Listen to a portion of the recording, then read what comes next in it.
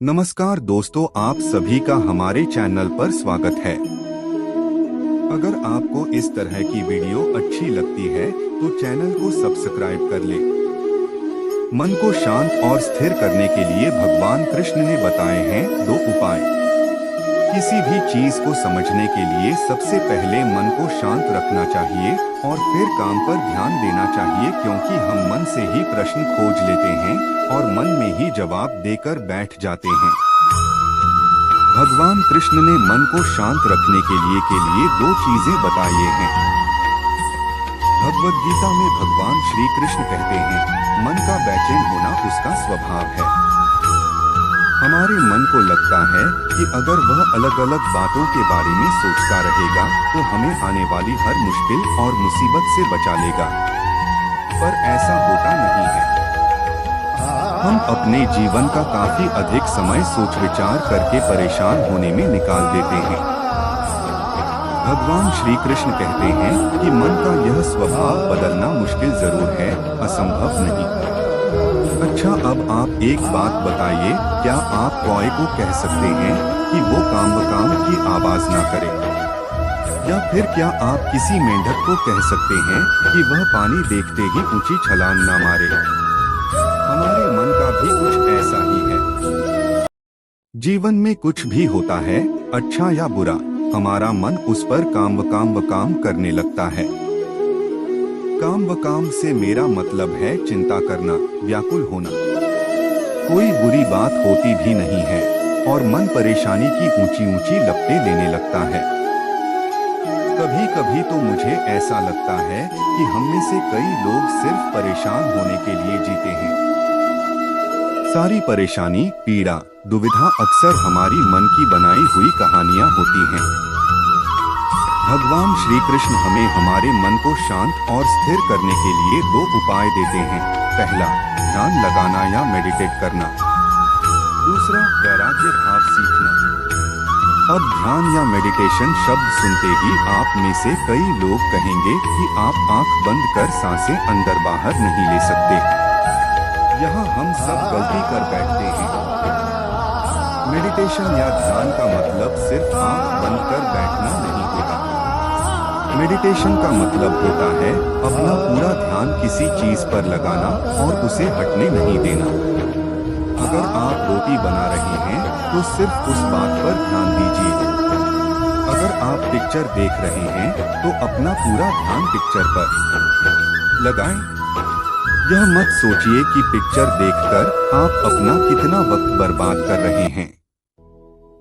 जब आप जीवन के हर छोटे बड़े काम को पूरे ध्यान से करते हैं तो आपका जीवन ही एक मेडिटेशन बन जाता है। ऐसे जीवन में शांति, स्थिरता, साहस और सफलता का होना अनिवार्य है। वैराग्य भाव दूसरा उपाय। वैराग्य का अर्थ यह नहीं कि आप सब कुछ छोड़कर जंगल में जाकर बैठ जाएं। वैराग्य का सच्चा अर्थ है कि आप जो काम कर रहे हैं उसका क्या नतीजा या रिजल्ट निकलेगा उसकी चिंता ना करें। जैसे अगर आपने कोई इंटरव्यू दिया, आप यह कर सकते हैं कि पूरे मन से तैयारी करें और अपना बेस्ट देकर आ जाएं। वह नौकरी मिलना या ना मिलना आपके हाथ में नहीं है। इस नतीजे के पीछे अलग अलग चीजें हैं जो आपके बिल्कुल कंट्रोल में नहीं। तो जिस चीज के बारे में आप कुछ कर नहीं सकते उसके बारे में चिंता भी ना करें। यही वैराग्य का सच्चा मतलब होता है। और यही है भगवान श्री कृष्ण का दूसरा उपाय, मन को चिंता की लपटों से बचाने का। याद रखिए, आप पूरे के पूरे इंसान हैं। समझदारी, संयम और कुशलता से भरे इंसान। आपका मन जब भी कौए की तरह अलग अलग बातों पर आपको परेशान करने लगे तब अपने मन को भी प्यार से समझाइए और शांत कर लीजिए। बस अपने ऊपर विश्वास रखिए कि आप कभी अपना बुरा नहीं होने देंगे। दुर्बलता और समस्या को दूर करने के लिए सबसे पहले करें यह काम, होगा चमत्कार। जीवन में परेशानियां तभी आती हैं जब मनुष्य उसे सहन करने लगता है। हर समस्या का अगर डटकर सामना करेंगे तो समस्याओं का समाधान भी होगा और धीरे धीरे समस्याएं खत्म भी होने लगेंगी। इस लेख के माध्यम से समझते हैं कि जीवन में दुर्बलता कितना बड़ा अभिशाप हो सकता है। कमजोर को कभी नहीं सताना चाहिए, यह सबसे बड़ा पाप है। ऐसे व्यक्ति को प्रभु कभी माफ नहीं करते जो कमजोर को सताता है। कहावत है कि भगवान के यहाँ देर है अंधेर नहीं। भगवान की लाठी में आवाज नहीं होती।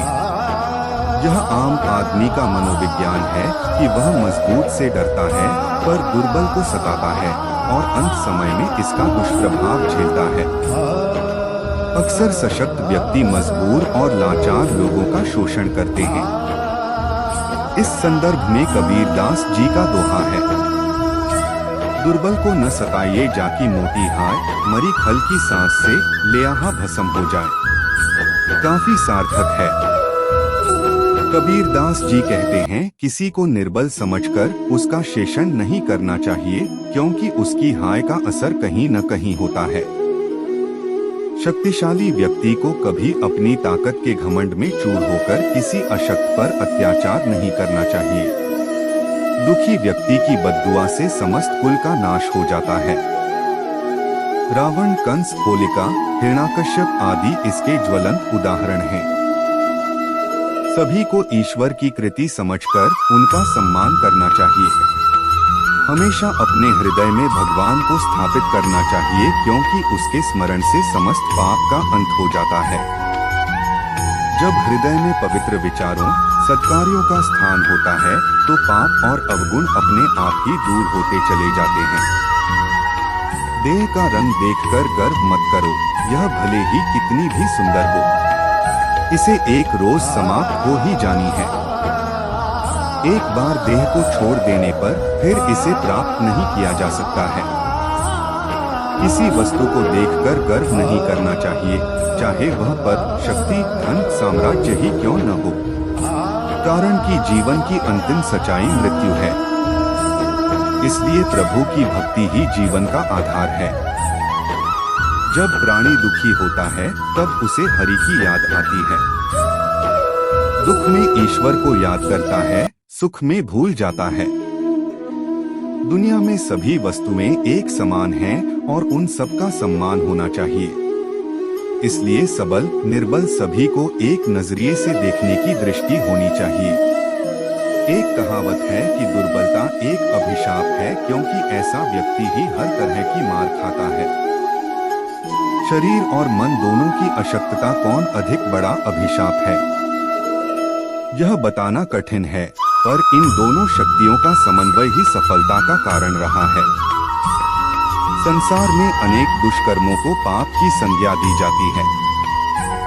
चोरी करना, हत्या, दुराचार, झूठ बोलना, धोखा देना, विश्वासघात करना, किसी को पीड़ा, नुकसान पहुंचाना आदि पाप कर्म कहे जाते हैं। लेकिन एक और भी बड़ा पाप होता है, वह है कमजोर होना। दुर्बलता से अन्य पापों को प्रोत्साहन मिलता है। निर्बल आदमी ही पाप में जल्दी प्रवृत्त होता है। स्वामी विवेकानंद ने कहा है, कमजोरी कभी न हटने वाला बोझ और यंत्रणा है। इसका नाम ही मृत्यु है। हमारे बहुत से दुखों का कारण भी यही है। सारी दुर्जनता निर्बलता की ही देन है, जिसमें कोई शक्ति नहीं है। इसलिए साहस सबसे बड़ी सबलता है। जिसमें साहस नहीं, वह अपने या अपने पड़ोसी पर होने वाले अत्याचारों के विरुद्ध कैसे आवाज उठा सकेगा। अत्याचार सहन करना, उसे समाज में होते देखना भी कम बड़ा अन्याय नहीं है। इससे दूसरों को अन्याय करने का प्रोत्साहन मिलता है। इस संघर्ष प्रधान संसार में ससम्मान जीवित रहने का हक उन्हीं को है जो शक्तिवान हैं।